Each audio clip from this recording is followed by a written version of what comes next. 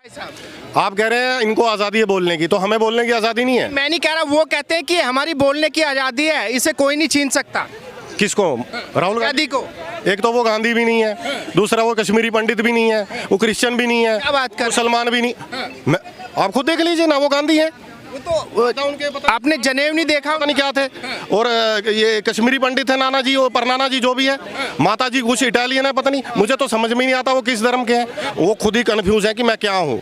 वो झूठ नहीं बोल रहे हैं, वो कंफ्यूज हैं बेचारे कि मैं क्या हूँ, उनको खुद नहीं पता है। अब माता श्री को पूछते तो माता श्री कहती मुझे भी नहीं पता मैं क्या हूँ, पति कोई और है, बाप कोई और है, तो मुझे नहीं पता। 2024 को लेके क्या मानते हैं, कौन बनना चाहिए प्रधान? देखिए, कौन बनना चाहता है, जो प्रभु राम के हाथ में है, ये प्रभु श्री राम के हाथ में, राम जी के हाथ। इन्होंने उनका मंदिर बनाया है, उसी की सरकार बनेगी। अच्छा, जिन्होंने मंदिर बनाया है वही आएंगे? राम को जिसने गद्दी पे बिठाया उसको प्रभु राम गद्दी पे बिठाएंगे, सिंहासन पे, भारतवर्ष। अब आप खुद समझदार हैं, आगे मैं कहना नहीं चाहता कि कौन बैठेगा। सीधे सीधे बीजेपी की बात आप? बिल्कुल बिल्कुल, और कौन बनेगा, कौन है? देश के अंदर 27 पार्टियों ने गठबंधन किया है, बड़े बड़े नेता उनके गठबंधन में हैं, तो क्या दिक्कत है अगर गठबंधन आ जाता है? गीदड़ होते हैं ना, गीदड़, वो कितने ही झुंड में आ जाए ना, बब्बर शेर की दहाड़ी काफी होती है, उसको पंजा भी नहीं मारना पड़ता।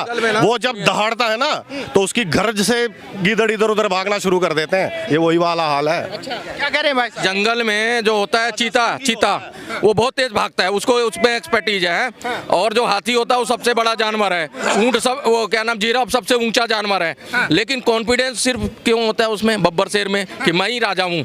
तो ये ध्यान रखना, कॉन्फिडेंस नहीं है। ये 28 जो बैठे हैं ना, इनको जरूरत है अपने परिवार के लिए, इनको चाहिए भैया जोड़ तोड़ करके मेरा परिवार आगे बढ़ जाए। जो पिछला भ्रष्टाचार किया था, अभी खर्चा किया है, अब कुछ जोड़ जाड़ लें, 5 साल आके लूट खरोच के और फिर साइड हो जाए। और जो है ये क्या नाम है, ये भ्रष्टाचार जो अभी आपको गिनवाते गिनवाते साली गले की नस खड़ी हो जाएगी, कहो तो गिनवाना शुरू कर दूं कितने भ्रष्टाचार इन्होंने किए। मैं बता रहा हूँ, पूरे वर्ल्ड में 50% भी नहीं है लोग, पूरे वर्ल्ड का मिला दे भ्रष्टाचार 50% जो है आएंगे कांग्रेस के मुकाबले, और ये विपक्षी जितने वामपंथी दल बैठे हैं 50%, मतलब इतना करप्शन है। ये करप्शन का अगर पैसा अगर देश में होता तो आज पहले नंबर की इकोनॉमी होती। लेकिन भाई साहब, उनका मानना यह है कि अगर देश को बचाना है, देश के अंदर डेमोक्रेसी बचानी है, आज़ादी बचानी है, तो मोदी जी को हटाना पड़ेगा, तानाशाही हटानी पड़ेगी। डेमोक्रेसी जब अपने टाइम में रहने ही नहीं दी, सिर्फ एक कम्युनिटी के लिए काम करते रहे, उसी को फायदा देते रहे, उन्हीं को सैलरी देते रहे, उन्हीं को सारी चीजें देते रहे। अब बराबर में लेके आ गए, हिंदू को बराबर का मिलने लगा तो इनके पेट में दर्द हो रहा है। अब सबको बराबर बराबर सारी चीजें मिलने लगी हैं। एक बात बताओ, वक्फ बोर्ड है, सबसे ज्यादा जमीन लेकर बैठा, देना नौकरी, 50,000 लोगों को नौकरी दे दे वक्फ बोर्ड है। हॉस्पिटल क्यों नहीं बनाते तुम? वक्फ बोर्ड की जो जमीन है इतनी फालतू, वो किस लिए बनाया गया आप बताओ? इनको जो है भेजा जाता है, इनके उस पर पैसा दिया जाता है, मंदिरों पे से पैसा लिया जाता है, गवर्नमेंट की इकोनॉमी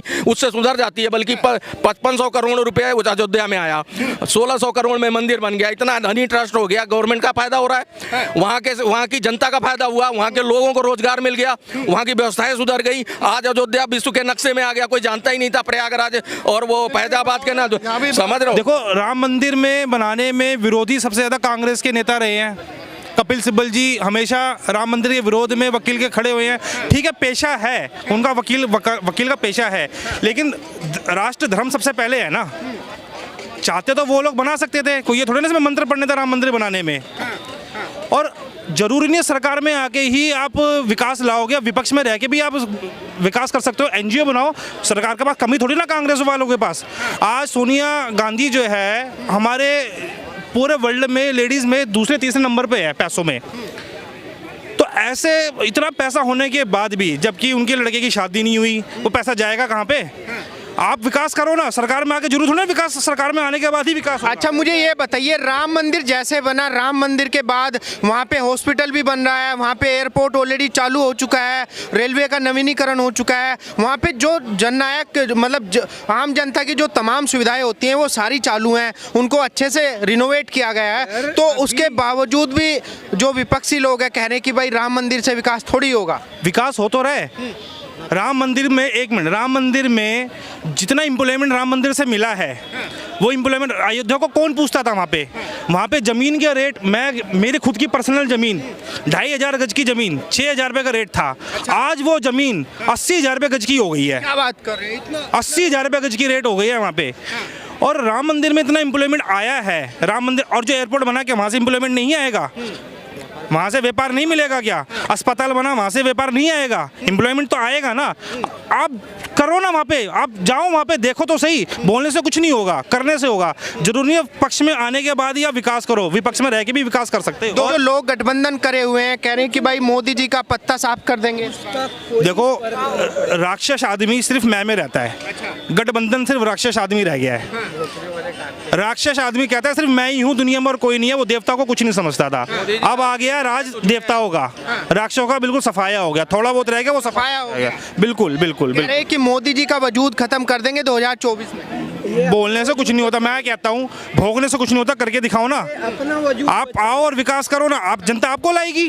जनता ने आपको दूर क्यों करा? जनता को काम चाहिए भैया, जनता को मतलब नहीं है मोदी से भी, जनता को मतलब नहीं है गांधी से भी, जनता को विकास से मतलब है। आप कह रहे हैं कि जनता समझदार हो गई, विपक्षी लोग कह रहे हैं कि जनता को बेवकूफ बना रहे हैं मोदी जी। जनता तो कुछ लोग तो आज ये भी कह रहे हैं अंधभक्त हो गए हैं।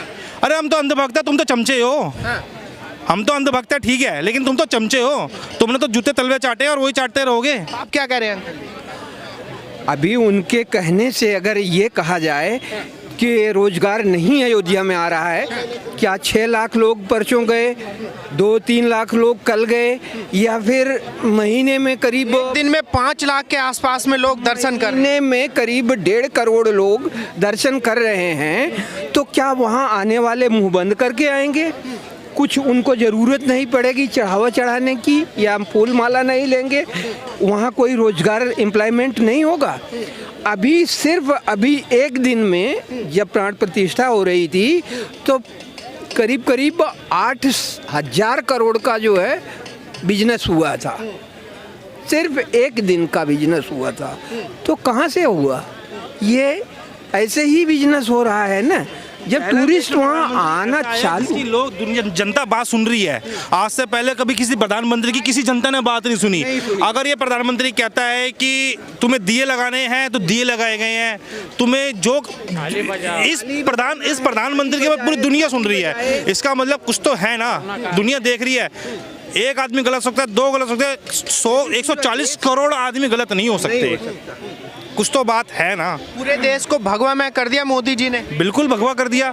आप देख रहे हो कि 22 तारीख को दिवाली मनाई गई है, कितने बम फुटे हैं, कितने दिए जले हैं सारे घर में। मैं नहीं जानता, हमारे यहाँ तो मुसलमानों ने भी दिए जलाए हैं। अच्छा, लोग कह रहे हैं कि मुसलमान बीजेपी के अगेंस्ट हैं। मैं तो नहीं कहता बीजेपी के अगेंस्ट हैं, मुसलमान लोग बहुत साथ हैं। अगेंस्ट वो हैं जिनको भड़काया जा रहा है बेफालतू का। अब भड़काने की तो लोग अपने विवेक से नहीं करते काम, तो कुछ कह नहीं सकते हैं। चलिए, धन्यवाद भाई साहब, धन्यवाद अंकल जी। वक्फ बोर्ड ही क्यों बनाया? मैं तो ये बात ही नहीं कर रहा हिंदू मुस्लिम की, ये कर आपने बोला ना हिंदू मुस्लिम मैं वो ये कह रहे हैं कि किसको करा है, एक तरफा किसको। एक कम्युनिटी को उन्होंने वक्फ बोर्ड बना के दिया, क्यों? अभी 10 साल में किसी को जेल भेजा इन्होंने? अरे जब जेल जाते हैं तो फिर आप रोना रोते हैं कि एक ही पक्ष, एक विपक्षियों पे कार्रवाई। कौन रो रहा है? बात नहीं करेंगे। कौन रो रहा है?